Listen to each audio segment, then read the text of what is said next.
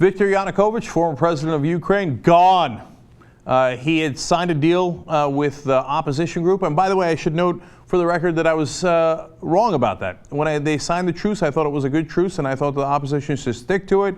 They were going to get a new government in the beginning of the year, and he had agreed to many different concessions.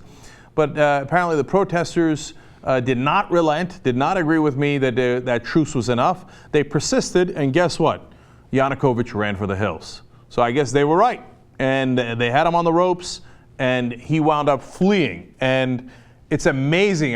Look, I have rarely seen a moment like that in a country like Ukraine where the elected president says, yeah, I don't think I'm going to make it, and I'm literally afraid for my life. I got to go. So here's a report from the Associated Press. Avakov, who is now part of the new transitional government, says Yanukovych arrived in Crimea on Sunday, relinquished his official security detail, and then drove off to an unknown location, turning off all forms of communication. Damn, he's in the wind. He's gone. In fact, Arsen Avakov, again, the acting interior minister in Ukraine now, said, quote, Yanukovych has disappeared. Wow, unprecedented. That's amazing. Yes, from time to time leaders run. I understand that. But I guess I didn't think that he was in bodily danger. He apparently thought so, and now he's in the wind. Okay. Now, could he be trying to get out of the country and perhaps go to Russia?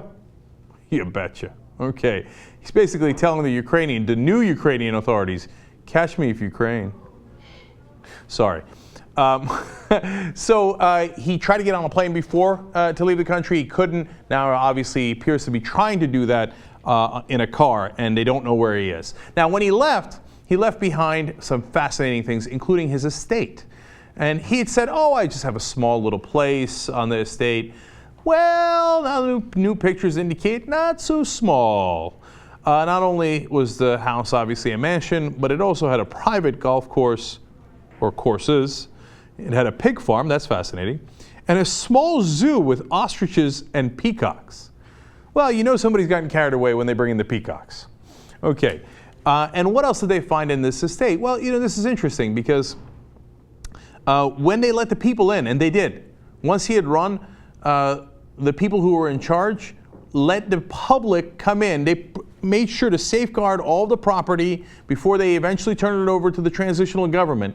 But they let everybody take pictures, video to see how this guy lived. Some people want to turn it into a hospital. Some people want to turn it into a quote-unquote a corruption museum, which I found to be really interesting. Now, the other thing that they found was the papers that he A, burned, and B, threw into the bottom of a lake. He should have burned them all. They found them from the bottom of the lake through divers. They tried him out and found out some of his papers. Turns out there was one receipt in there for $12 million in cash. Gee, I wonder if there was corruption. I can't quite tell. There was an invoice for another $10 million. And this is only the stuff they found that wasn't burned. Jesus, which ones did he burn, right? They found 80,000 euros for curtains in a knight's hall. So he had done a knight's hall in the mansion and paid that much money for it. 1.1 million euros or $1.5 million for plants. It's a lot of greenery. A wooden decor for another room cost $2.3 million alone. And my favorite, $115,000 for a statue of a running boar. Well, at this point, that running boar might be Yanukovych. So he's gone. And the people of Ukraine have a new government, which I suspect they are very, very happy about.